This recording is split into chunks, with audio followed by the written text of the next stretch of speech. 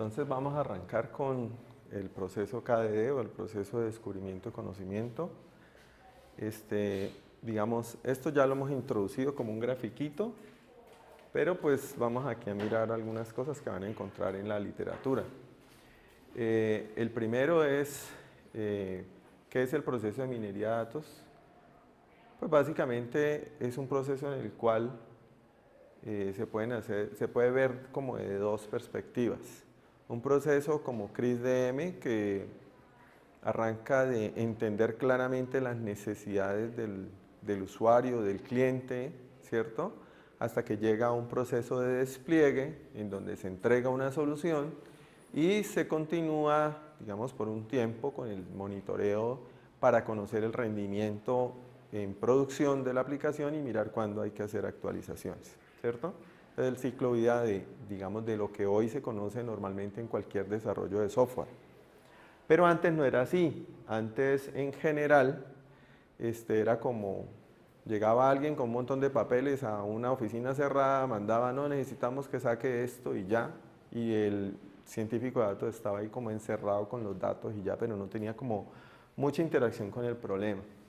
Entonces, desde esa perspectiva, hay, digamos, dos antesalas. Una que es Fayyad y et al, que es el típico ingeniero encerradito, aislado del mundo, tratando de resolver un problema que le mandaron por una ventanilla. Y esta otra antesala es el método SEMA.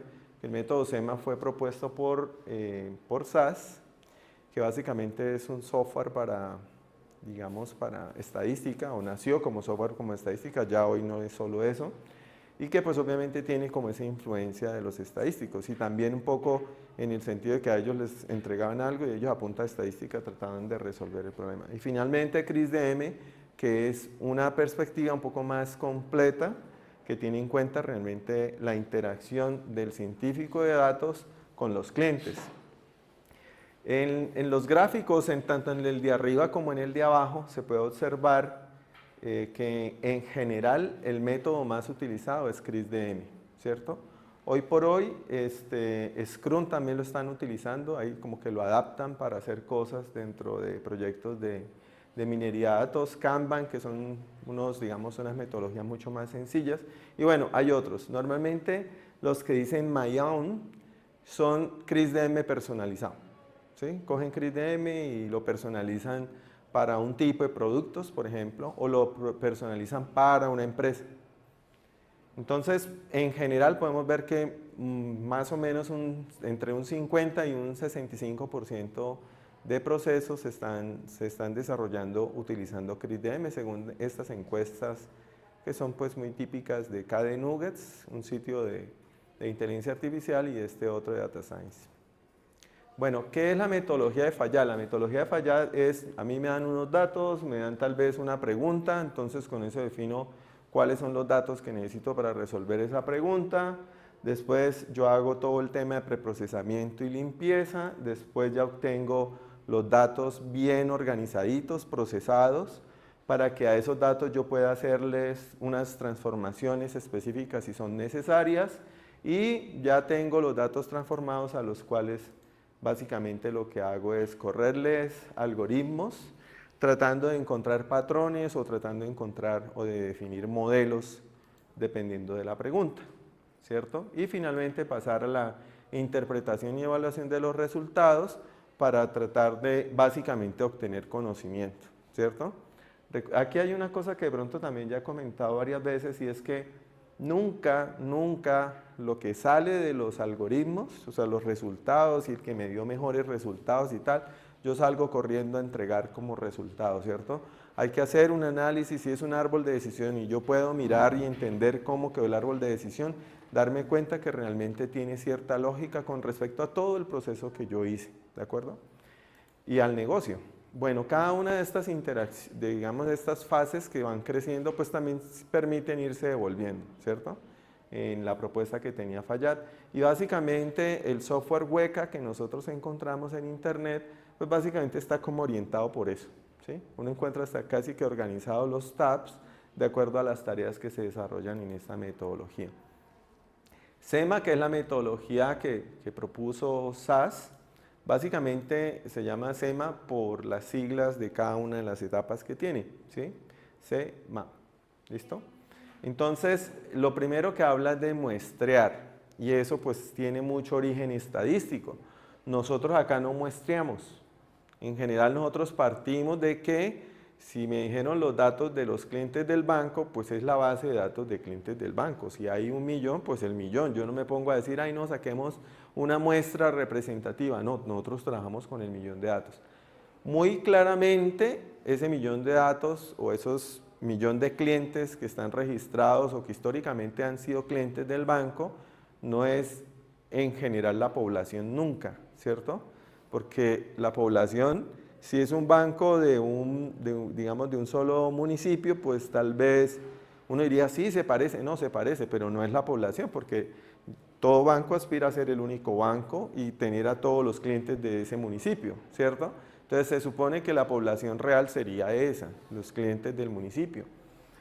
Pero igual, pues es lo que hay, ¿cierto? Esa es la información que tenemos y esa es la que nosotros tratamos de interpretar como si fuera la población completa de la gente que está interesada en tener cuentas o relación con el banco.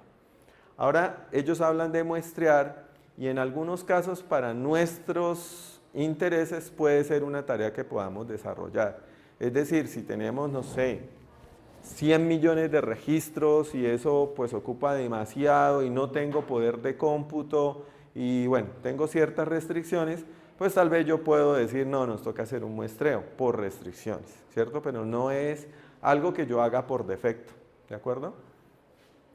Ahora, después viene la etapa de exploración, que básicamente es la fase de EDA o de análisis exploratorio de datos en CRISDM, en donde exploro las distribuciones, miro cuáles son las variables estadísticas, la media, la moda, el grafiquito de la simetría, bueno, ese tipo de cosas.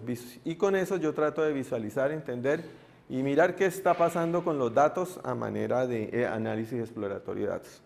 Después viene lo que es la modificación, en donde yo básicamente hago transformación de variables, ahí es donde yo haría generación de atributos, ingeniería de características, selección de atributos, o sea, varias cosas se pueden hacer allí para modificar esos datos.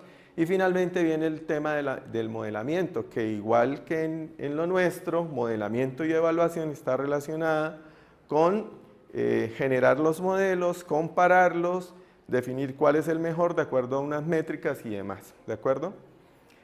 Normalmente aquí esa evaluación que aparece allí como ACES es la evaluación como tal del modelo y qué es lo bueno, qué es lo malo. Y desde la perspectiva estadística, digamos, es mucho más formal que lo que nosotros hacemos, ¿sí? Porque, por ejemplo, en regresión lineal yo les decía, uno dice, ay no, apliquémosle regresión lineal a ver qué tal le va, ¿cierto? Y pues uno aplica una regresión lineal simple y pues los resultados pueden dar 70, 75% y ya, y uno creyó. Pero un estadístico dice, no, eso no se hace. Un estadístico dice, no, lo primero que hay que hacer es un test de colinealidad. Y el test de colinealidad me encuentra que ciertos atributos que son de variables independientes, o sea, variables X, uno de los dos no debe ir porque tienen relación de colinealidad y eso va a afectar el proceso de predicción. Además hacen test de normalidad, bueno, tienen como 4 tests solo para la regresión lineal. Nosotros no hacemos eso porque nosotros decimos, pues ya está ElasticNet y ElasticNet elimina colinealidades, ElasticNet nos hace regularización, con lo cual nos da un modelo más sencillo y bueno, nos da unas estadísticas que tal vez nos pueden ayudar a asegurarnos de que el modelo está bien y que pues todo eso que hace el estadístico para asegurarse, pues no necesito hacerlo, ¿sí? Entonces me fresqueo, pero si yo lo hago con una regresión lineal sencilla, pues estoy perdiendo el año.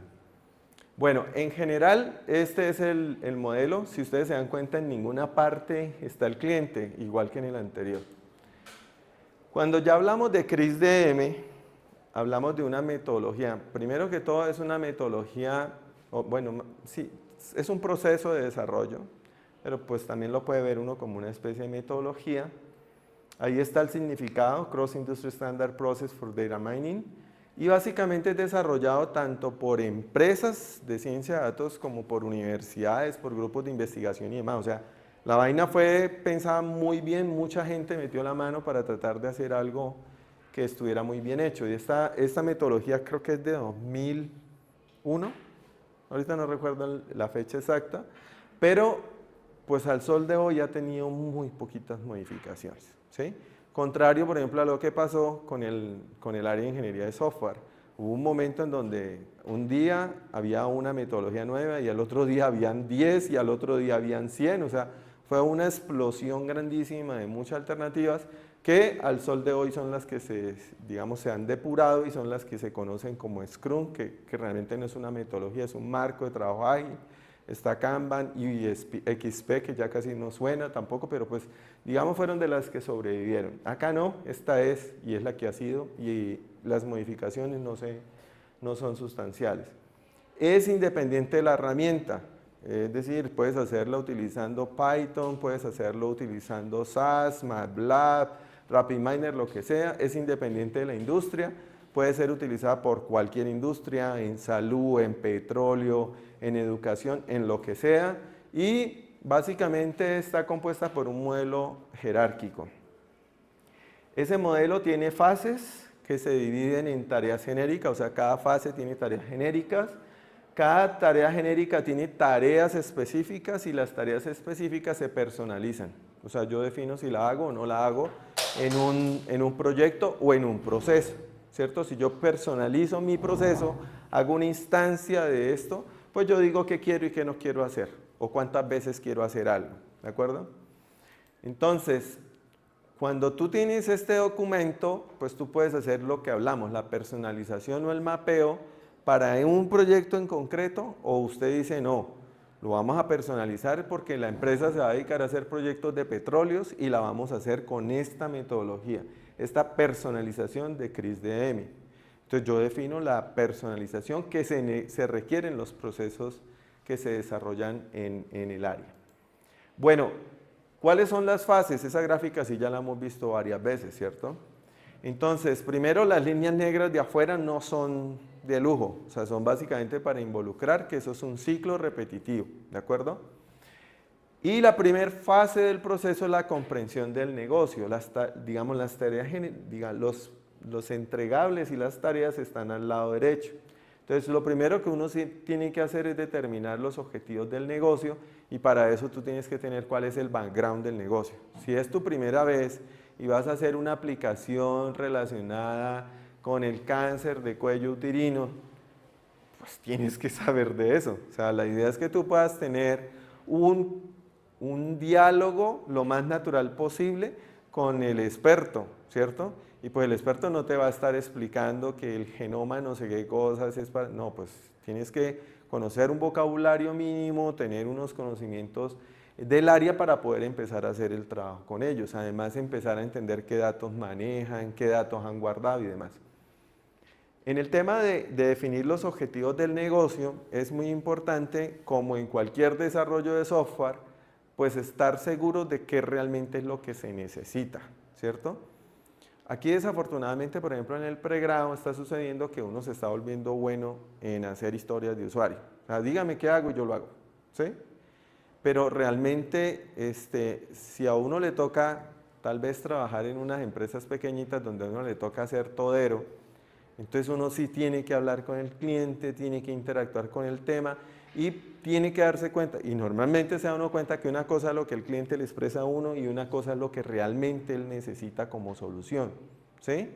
Y pues normalmente ahorita muchos de nuestros egresados no están viviendo eso porque ya llegan a tareas, digamos, en un esquema de producción, ellos ya no son analistas, entonces pues simplemente ya les llega el requerimiento y lo implementan y pues bueno, le quedó bien, pero no tienen como toda la visión. Acá sí tenemos que tener toda la visión desde el inicio.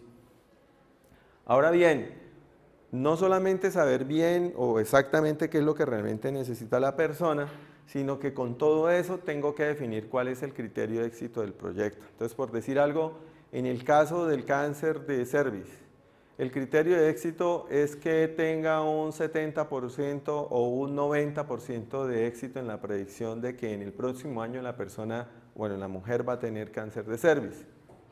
Tal vez ese es el criterio de éxito o tal vez ese es uno de los criterios de éxito. Tal vez el criterio de éxito es que si es para un proceso de una investigación departamental, es que se desarrolle una aplicación que pueda ser utilizada por las personas en el área rural que no tienen acceso a un médico y que ellas mismas puedan llenar allí una información y que él le diga, córrale para el médico, ¿sí? O que le diga, no, tranquilo, o sea, tú estás bien por ahora, ¿de acuerdo? Entonces, fíjense que hay que tener muy claro eso, porque pues obviamente con base en esas cosas uno tiene que empezar a ir sabiendo cómo cobrar, ¿cierto? Y esa es una de las cosas más importantes en los proyectos de minería de datos, así como en su momento era importante en ingeniería de software. Antes no se sabía cómo cobrar un proyecto de ingeniería de software tradicional. Y yo les pregunto a ustedes, ¿ustedes saben cobrar cómo desarrollar software? ¿Sí? Dame ejemplos, dame un ejemplo. Bueno, depende del cliente, ¿no? Porque no todos los clientes tienen la misma capacidad de pago. Bueno, eso técnicamente lo llaman dependiendo el marrán. ¿Sí? Ese es un criterio. Y ya, pues, como yo no tengo experiencia en lo que le piden, cobra un cobro por hora. Bueno, lo que pasa es que el tema de dependiendo del cliente tiene una gran desventaja. Y es que si el cliente sabe que usted le cobró a otro por lo mismo menos, pues perdiste ese cliente para toda la vida. ¿Sí? Entonces, digamos, normalmente las ventas que dependen del cliente no dependen del cliente, realmente dependen es del valor del producto que tú le estás entregando en relación con digamos, su área o su industria o lo que él hace. ¿Sí? El alcance, pero eso, el alcance diferencial es para la industria, en todo. Sí, pero lo que te digo, o sea, eso tiene que ser muy bien hecho, porque si no matas un cliente. Porque si tú ves el mismo producto, idéntico, es lo mismo que cuando uno va a comprar cualquier cosa. Si usted ve que aquí lo venden y es igualito, vale 10.000 pesos y allá me lo meten a 50.000, pues usted ya dice, no, yo acá no vuelvo, estos son unos ladrones, ¿cierto? Entonces, en últimas, en el tema de la venta por diferenciando el cliente, tiene que ir relacionada con el valor del producto que yo le ofrezco, ¿cierto? No puede ser exactamente el mismo producto. Sí, pero tampoco hay mucha diferencia, no es que le cobren doble a uno y... No, no, pero es que hay casos en donde uno puede ver y técnicamente pareciera el mismo producto, pero no es el mismo producto. Entonces el cliente viene todo bravo, le dice, no, pero usted me está vendiendo, y uno le puede decir, no, mire, es que lo tuyo hace esto, esto, esto y esto, y esto es muy diferente y ese no lo tiene. Y con eso tú generas digamos, en tu proceso de mercadeo el doble digamos, de ventas que lo que el otro está generando porque él no tiene ese producto. ¿Sí me entiendes? O sea, eso tiene que estar muy bien definido porque si no es muy complejo. El tema de las horas de trabajo, A mí lo veía desde el punto técnico, ¿no? Ya vender es diferente. sí, el tema de las horas de trabajo es decir, yo hago un proyecto, defino cuánto me voy a demorar en horas hombre, paralelizo las tareas que pueden paralelizar para definir que lo puedo hacer en tantos meses y pues cobro de acuerdo a lo que me cuesta una hora hombre y le pongo la utilidad, la administración y los impuestos, ¿cierto? Que eso es un porcentaje y a la final ese es el valor de venta. Normalmente eso funciona para productos, y lo anterior también, para productos que son como personalizados, ¿cierto? Le estoy haciendo algo a esta persona y ya. Pero si alguien viene y te dice, no, yo creo que me hagas una contabilidad y tú haces eso, pues te aseguro que te salen 30 millones. Y el man va a decir, esto está loco, si yo compro, sigo en línea por 200.000 el año, creo. ¿Sí? O sea, no tiene lógica, ¿cierto? Entonces también hay que tener en cuenta ese concepto. Acá, normalmente los proyectos de ciencia de datos, digamos en general, están muy orientados a que son cosas muy a la medida, lo que necesita cada compañía, ¿cierto? Hay cosas que se pueden generar como productos. Por ejemplo, hoy ya hay cosas como el análisis de sentimientos. Tú dices, no, yo le voy a hacer algo de análisis personalizado. Le van a decir, pues, ¿para qué? Si eso ya consigo paquetes que hacen como producto y yo lo puedo montar a hoteles, a restaurantes, a un montón de cosas. Entonces ahí ya ese pedacito ya no es una cosa que sea personalizada. De pronto le harás alguna personalización de de qué quiere preguntar y cosas así, pero el concepto y demás como producto ya no es una cosa que usted pueda vender así individualizado, sino eso ya es como vender gaseosa, ¿sí? A todo mundo más bien barato para que venda muchos, ¿de acuerdo? Entonces aquí en general el desarrollo de los proyectos sí va un poquitico más centrado al tema de que sean productos personalizados, ¿cierto? Cada empresa tiene sus datos, su problema y demás, inclusive muchas empresas que son iguales tienen criterios de éxito totalmente diferentes, ¿cierto? Uno vende por encima del precio, es un producto de calidad. El otro le importa vender es montones, no importa que la calidad no sea tan buena y que sea barato. Entonces ahí ya hay criterios de éxito totalmente diferentes. Bueno, en esto tú tienes que, cuando arrancas, tienes que definir claramente si realmente puedes hacer el proyecto. Por eso esta rayita aquí entre comprensión del negocio y análisis de datos. Porque básicamente tú puedes estar hablando maravillas, el cliente la tiene clara y todo, y vas a mirar los datos de la compañía y no tienen lo que se necesita para poder desarrollar o resolver el problema. En ese momento, pues tú no vas a decir, ay no, chao, nos vemos. Usted va a decir, no, mire, tenemos que hacer este plan para que tú vayas empezando a modificar tus sistemas actuales, recopilando cierta información, y yo vuelvo en un año, y en un año yo creo que ya tendrás datos para poder hacer lo que necesitamos, ¿de acuerdo? Entonces, en última vez dejando obviamente la puerta abierta y las cosas preparadas para que en un cierto tiempo puedas desarrollar el producto o el proyecto que esa persona está interesada.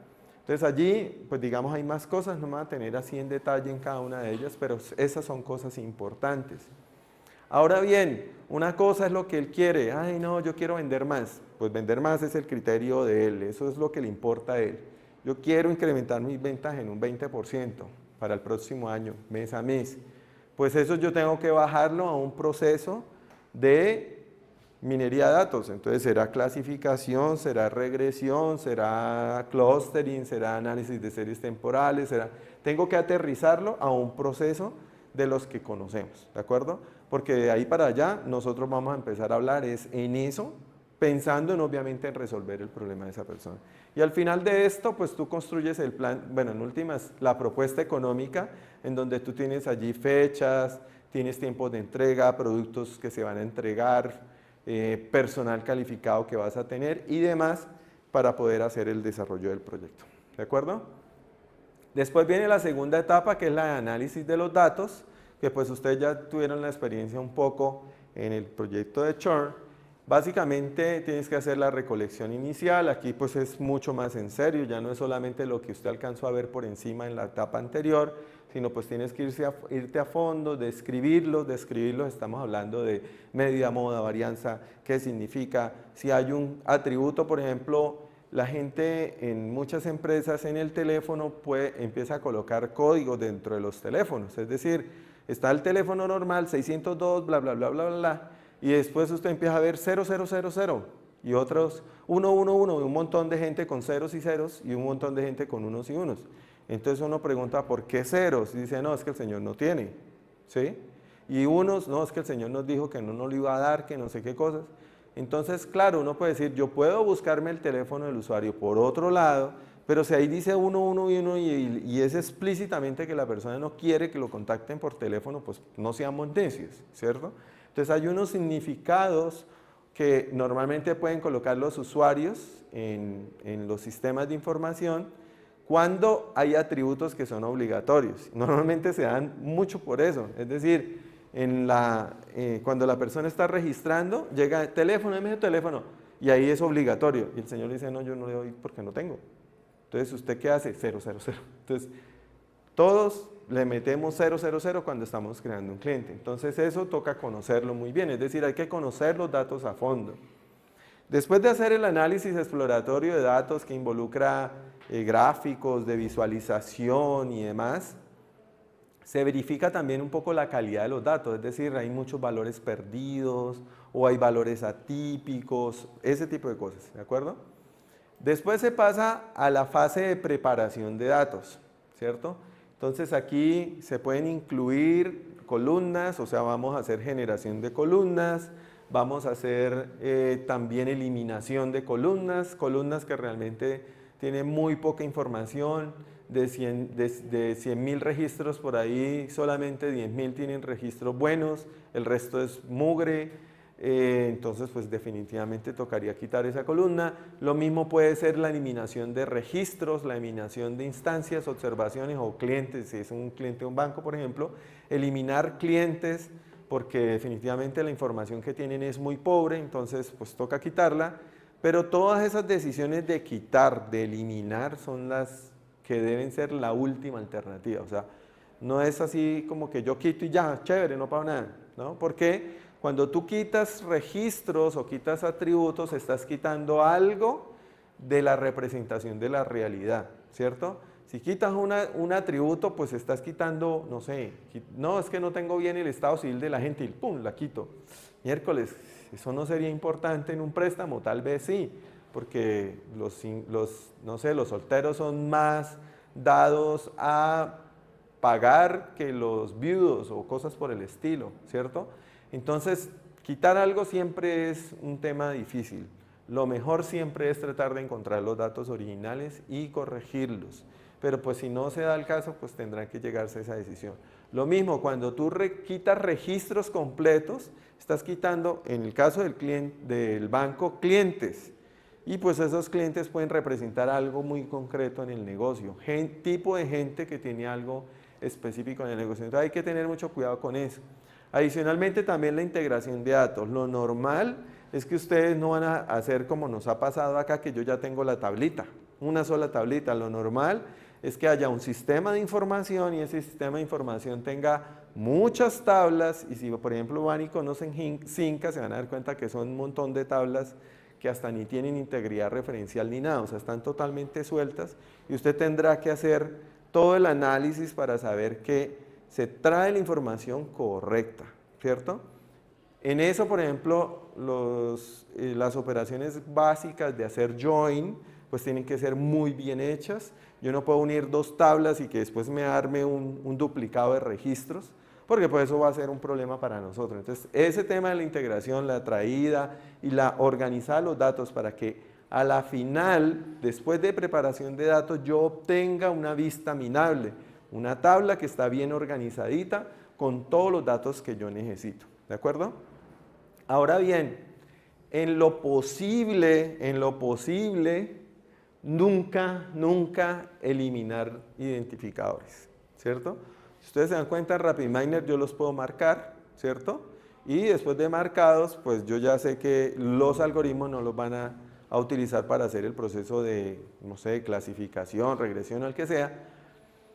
Pero si en otra herramienta tienes que eliminarlos, entonces tendrías que dejar físicamente una tabla que tenga los identificadores guardaditos, y cuando ya vas a hacer el proceso de minería, pues volver eso una matriz de datos como sucede acá, que yo tengo un data frame, allí puedo tener los identificadores en Python, y después yo creo una matriz de NumPy con esas que hago el procesamiento de los algoritmos de clasificación, regresión o modelado en general. Entonces eso es importante, ¿por qué? Porque si tú borras los identificadores y cambian cosas en producción, o tú necesitas, digamos en el sistema día a día, en lo que se llama el OLTP, el sistema de procesamiento de transacciones diarias, necesitas meter o modificar o actualizar, va a ser muy complicado, porque tú no vas a saber qué modificar. Entonces, básicamente implicaría que todos los días tú tendrías que borrar toda tu base de datos y pasar todo a través de los procesos de transformación y demás para crear toda la vista minable, ¿sí? Entonces, muchas veces eso no se quiere, sino que uno quiere tener la vista minable y básicamente irla nutriendo, si acaso modificando alguna cosa, pero que la vista minable esté allí, ¿de acuerdo? Entonces tener cuidado eso con el tema de los identificadores. Después viene la fase de modelamiento. En la fase de modelamiento, pues básicamente ya sabemos, no podemos amarrarnos a una sola, digamos a un solo algoritmo o a un solo modelo, tenemos que usar varios modelos, analizar varios modelos, y lo mínimo que uno debería hacer es utilizar modelos, digamos un representante de tipos de modelos diferentes. Es decir, utilizar, si es un problema de clasificación, utilizar una regresión logística, utilizar algún bayesiano, al menos naive Bayes o el bayesiano ingenuo, utilizar un árbol, si tienes varios árboles, CAR o C4.5, o bueno, varios árboles, escoger al menos uno, C5, C4.5, escoger por lo menos un ensamblado de cada tipo, es decir, escoger un bagging. Entonces de bagging podrán haber varios algoritmos, no sé, escojo Random Forest. De boosting también podrán haber varios algoritmos, like GBN, XGBoost, CatBoost, Gradient Boosting Trees. Bueno, hay muchos, pues escoja uno, digamos que XGBoost. Y si tienes un staking o digamos un algoritmo un poquitico más híbrido, más raro, pues también lo tienes. De la misma forma, tomar uno que sea, digamos, se llama separación de superplanos, de hiperplanos, por ejemplo, Support Vector Machine o Multilayer Perceptron. Y, digamos, ahorita se me escapa, creo que habrá otro, hiperplanos, y digamos el perezoso, un lazy. Estamos hablando de KNN, si es un problema de clasificación. Por lo menos eso, si ustedes se dan cuenta, en Python hay librerías, hay una librería que llama Lazy Predict, que le dice, pues sí, yo sé que usted no va a ponerse a probar uno por uno, yo lo hago por usted, usted mete su dataset, lo parte en entrenamiento y prueba, y Lazy Predict te saca para clasificación unos 30 algoritmos, y lo mismo para regresión, un montón de algoritmos, y corre en paralelo y te define más o menos cuáles son los mejores, ¿de acuerdo? Utilizando solamente entrenamiento y prueba, no se utiliza con validación cruzada y ese tipo de cosas, pero pues digamos te da una idea de todas las posibles algoritmos que existen allí en Scikit-Learn y que él prueba exhaustivamente, no tanto, pero prueba todos los algoritmos, ¿de acuerdo? Entonces, importante no amarrarse, muy importante, usted tiene que tener claro cuál es la métrica que va a utilizar para comparar los resultados.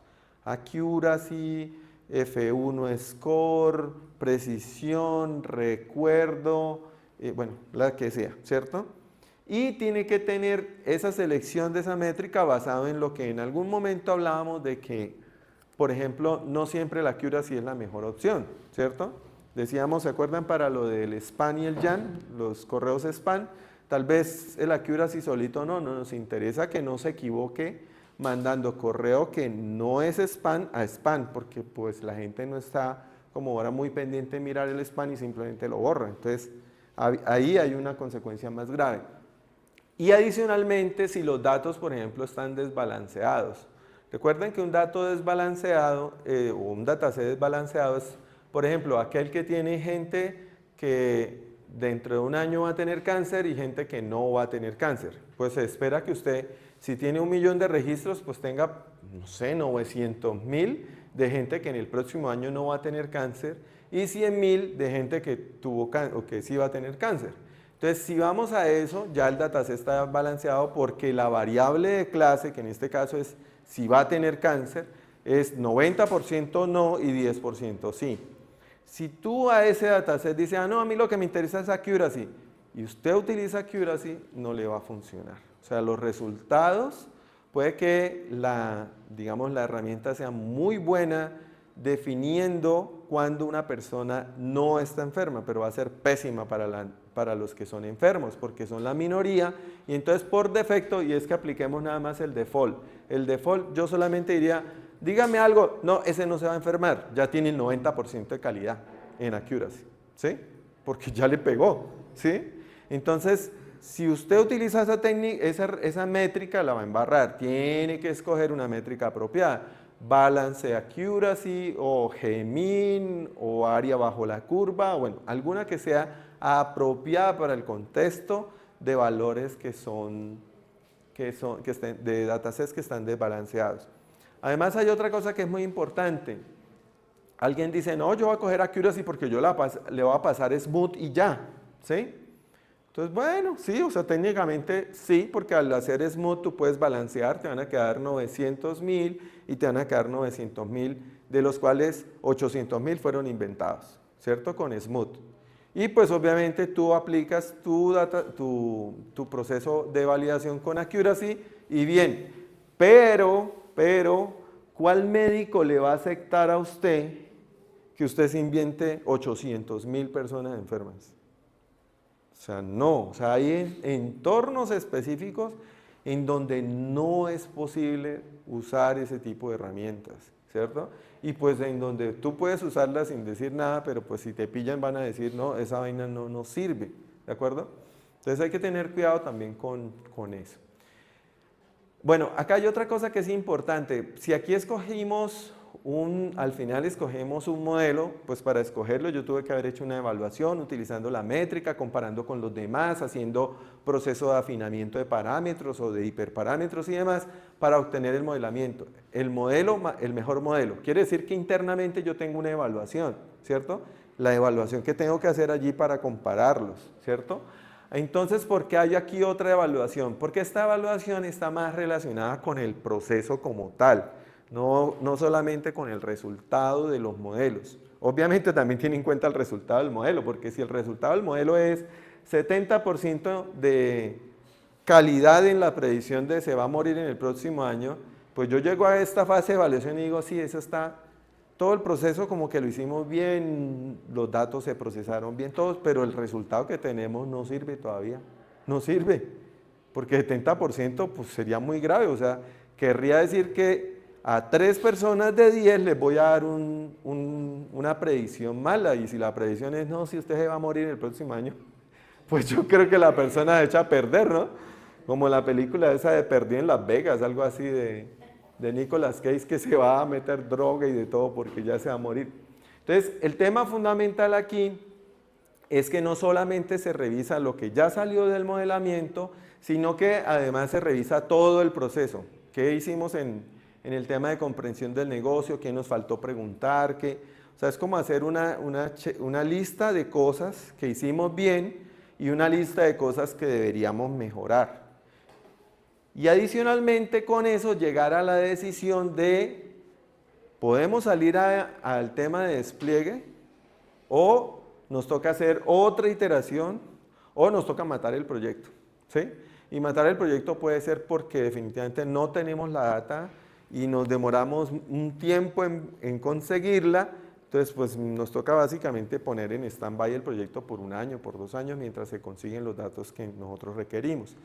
Entonces, esa evaluación es muy importante porque además es el proceso de aprendizaje que sirve para proyectos futuros. ¿Qué errores se cometieron y que obviamente debemos mejorar y qué cosas se hicieron bien para que las sigamos haciendo así? Ahora, cuando nosotros nos vamos hacia despliegue, el despliegue básicamente está centrado en varias cosas y depende de qué se vaya a entregar, ¿sí?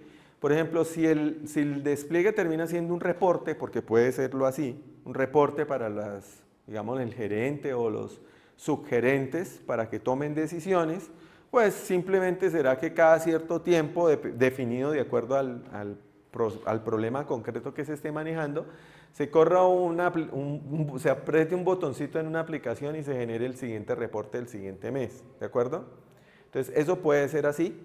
O puede ser una nueva funcionalidad en la aplicación del banco o de la empresa, en la cual los clientes o los pacientes o lo que sea, entran y digitan datos y le da información. Entonces, por ejemplo, puede ser una app que salió de todo este análisis y esa app la gente la puede instalar en sus teléfonos y puede mirar allí, da sus datos, mete allí que, por ejemplo, para el tema de cáncer de cuello uterino, cuándo fue la primera vez que tuvo relaciones, con cuántas personas ha tenido relaciones, cuántas relaciones sexuales tiene al mes, bueno, un montón de preguntas. Las responde, sinceramente, nadie va a ver eso, y le dice, no, tu riesgo de cáncer de cuello uterino es del 90%, córrale para el médico, ¿cierto? Entonces, pues si yo estoy por allá bien lejos, en lo rural, ¿cierto? Lejos, pues diré, no, definitivamente me toca sacar un tiempo para irme a hacer eso, porque aquí el médico no va a llegar, entonces tendrá que venir a Popayán y bueno. Entonces, a lo que vamos allí es que todo el despliegue depende. Hay una cosa que, y es lo que normalmente está ligado a las mejoras que se le han hecho a CrisDM hoy, y ustedes van a encontrar este dibujito un poco incompleto con lo que ya se encuentra en Internet. En Internet van a encontrar que después de despliegue hay una etapa de monitoreo, ¿cierto? Y transversalmente hay unas actividades relacionadas con la explicabilidad de la inteligencia artificial. ¿Por qué? Porque es que aquí se les pasó a hablar del monitoreo, ¿sí? Una aplicación tiene que tener un monitoreo cuando sale a producción para saber cuándo el modelo tiene que actualizarse, ¿sí? En últimas, creo que yo les comentaba que habíamos hecho con un chico acá a través de un proyecto de jóvenes investigadores para Nexura, un producto que cuando la gente en las gobernaciones está haciendo un proceso y tiene que anexar documentos, entonces anexaba la cédula, ¿sí? El archivo de la cédula, y nosotros le decíamos, no, eso no es una cédula. Y el muchacho mira, ay sí, se subió el que no era, subió el diploma en vez de subir la cédula. Entonces arreglaba. Entonces claro, uno ahí va contando, yo le dije que no era una cédula, y él dijo, ay sí, y la cambió, entonces ahí me fue bien, ¿cierto?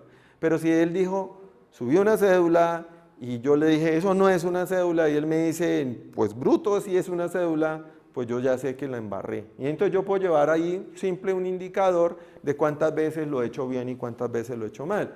Y si ese indicador en el tiempo empieza a degradarse con relación a lo que yo había tenido cuando propuse el modelo, pues alerta un correo electrónico y hay que hacer otra vez el proceso de afinamiento del modelo. Entonces eso es sencillo así, pero pues aquí en el tema en esto hay un tema que se conoce como MLOps, como así como DevOps, pero que es para Machine Learning. Entonces también ya hay todo un tema relacionado con eso que profundiza el tema del despliegue, de la actualización, del despliegue continuo, de los indicadores y demás. Y adicionalmente el otro tema es el de la explicabilidad.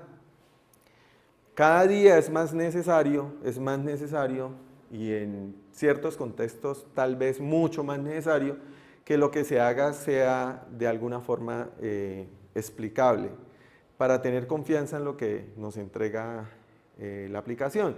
Por ejemplo, en el entorno este que les digo, yo le predigo que en un año a usted le va a dar cáncer de cuello uterino, a una mujer le digo eso, y ella va a decir, ¿y usted por qué me dice eso? Explíqueme, dígame, o sea, ¿cierto? Porque pues que a uno le digan que le va a dar cáncer de cuello uterino, pues eso ya psicológicamente lo puede afectar, ¿cierto? Pero adicionalmente no me está dando herramientas, ¿no? Si él le dice, no, mira, el riesgo es alto, pero si tú haces esto, esto y esto, tu riesgo o se disminuye o inclusive puedes llegar a un riesgo mínimo o cero, ¿cierto? Entonces ya eso es otra historia, es decir, necesitamos que las herramientas vayan más allá. Y pues eso se hace cada día más necesario porque si todo lo pudiéramos resolver con un árbol de decisión, pues el árbol de decisión se explica, pues si son pequeños, ¿no? Porque un árbol de decisión bien hondo, eso también es un complique. Pero por lo menos explicar una entidad específica, sí, porque pues simplemente por grande que sea el árbol, pues yo meto mis datos y yo puedo saber exactamente cuál fue desde el inicio del árbol hasta el momento en que se tomó la decisión. Entonces yo puedo saber exactamente qué hizo que tomara la decisión con ellos. Pero como hoy la mayoría de problemas son muy complejos y la mayoría de algoritmos que resuelven esos problemas complejos son algoritmos complejos o modelos complejos, pues hay que buscar alternativas para poder implementar eso. Y creo que más tarde que temprano ya va a ser ley que los algoritmos o todas las aplicaciones que utilizan inteligencia artificial para tomar decisiones tengan que tener explicabilidad. ¿Sí? Entonces, pues vamos a ver ya más formalizado esto aquí. Bueno, otras metodologías que digamos que se están utilizando, pues aparte, si ustedes se dan cuenta, aquí ya empieza a verse el tema del monitoreo, ¿cierto? El CrisDM, pero incluyendo el monitoreo. Podemos ver, por ejemplo, esta propuesta, que es una propuesta de Microsoft, que también está sonando. Pues es otra forma de ver todo, simplemente organizado en el tema del entendimiento del negocio, en el tema de todo el tema de datos, cómo es su interacción con los modelos y finalmente el despliegue es otra organización, pero pues igual digamos los conceptos generales terminan siendo como los mismos, es la forma en cómo funcionan. Y bueno, no sé, Kanban que básicamente Es una forma ahí de llevar el desarrollo del proyecto, pero con 3 listicas grandes, básicamente, en donde es lo que voy a hacer, lo que estoy haciendo y lo que ya está hecho. En el tema de la explicabilidad, digamos, pues hay modelos que entregan reglas, ¿no? Entregan condiciones que son pues, valores y esos están hasta normalizados cuando los muestran. Ajá. Entonces, digamos, hasta qué punto uno tiene que entregarle a un cliente lo que usted puede O sea, cuando son métodos de modelamiento que son naturalmente interpretables, como por ejemplo, se puede clasificar como interpretables una regresión logística en clasificación o una regresión lineal en regresión o en estimación. Un árbol de decisión, tanto de clasificación como de regresión, esos son totalmente interpretables. Tú no necesitas, entre comillas, no necesitas hacer nada mucho más, porque ellos ya se entienden, tú lo lees y lo entiendes. Como les digo, hasta cierto punto, ¿no? O sea, un árbol de decisión de profundidad 8, yo creo que no, o sea, es muy complicado entenderlo. Pero digamos, uno le entrega al cliente algo en lenguaje natural por cada predicción. Todo depende del contexto de la aplicación. Sí, el contexto de la aplicación. O sea, mira, por ejemplo, bueno, del contexto de la aplicación y del cliente. Porque es que el cliente son varios clientes. El cliente puede ser uno mismo como científico de datos. ¿Sí? Para mí como científico de datos hay una herramienta que se llama CHAP y que básicamente me muestra cuál es la importancia de las variables en relación con las predicciones de las diferentes clases. Entonces, para mí eso es importante para tratar de mirar dónde puede estar fallando el algoritmo en relación con lo que se esperaría, ¿cierto? O un árbol de decisión que demuestre la importancia de las variables, ¿cierto? Yo miro eso y eso me sirve a mí para decir, pero ¿por qué está tan importante esta variable cuando en lo que hemos hecho como que nunca ha tenido importancia? Entonces mirar si es un tema de los datos o mirar si que realmente es eso, bueno, hacer análisis, ¿de acuerdo? Entonces eso como científico de datos. Pero si a mí como médico, por ejemplo, me sacan un reporte de importancia de variables, o sea, pues eso y nada, mejor no me haga perder el tiempo, ¿cierto? Entonces, pues obviamente cada stakeholder tiene su forma apropiada de comunicar, o sea, el sistema debe tener la forma apropiada de comunicación con cada stakeholder. Si yo soy el paciente, también es diferente, porque por ejemplo, a la chica que le voy a dar la noticia, yo de pronto me salió 90% de peligro, ¿cierto? Yo no le voy a decir, usted tiene 90% de peligro de que le dé cáncer. Yo le digo, debe sacar una cita urgente y le mando un correo electrónico a la EPS para que le haga persecución a la chica para que vaya al médico. ¿Sí me entendés? O sea, la comunicación allí no podría ser diciéndole, es que tienes que sacar una cita porque es que esto y esto, quiere decir que te va a dar cáncer del 95%. No, o sea, eso no se hace, ¿cierto? Entonces, realmente allí es donde se necesita, es más motivar otra reacción de esa persona para que se acerque a un médico y el médico con la información pueda llegar y decirle, pues ya de otra forma, ¿cierto? Más humana, aunque a veces los médicos son peores que las máquinas, pero digamos que en principio se esperaría que fuera un manejo más apropiado, ¿cierto? E igual al médico que le diga, no, mira, esa persona con el 95% por estas cosas, pues eso le puede ayudar. Pero si yo le digo además, pero si cambia estas dos cosas, baja su probabilidad de 90 a 65, miércoles, el médico ya tiene también una perspectiva totalmente diferente, ¿cierto? Y allí, por ejemplo, en explicabilidad de la inteligencia artificial hay varios temas.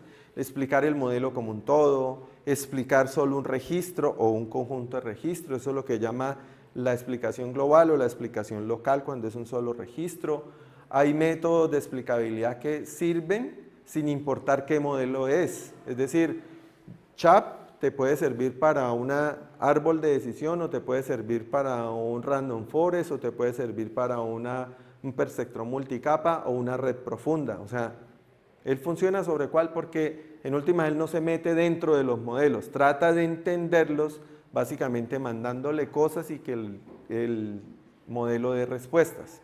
Pero hay otros que son hechos específicamente para explicar ciertos modelos, ¿sí? Pues solamente sirve para el modelo. pero puede al ser especializado dar de pronto tal vez mayor información. ¿De acuerdo? Ahí, eso es toda una línea de trabajo. Bueno. Y pues terminamos aquí este tema. ¿Preguntas sobre esto?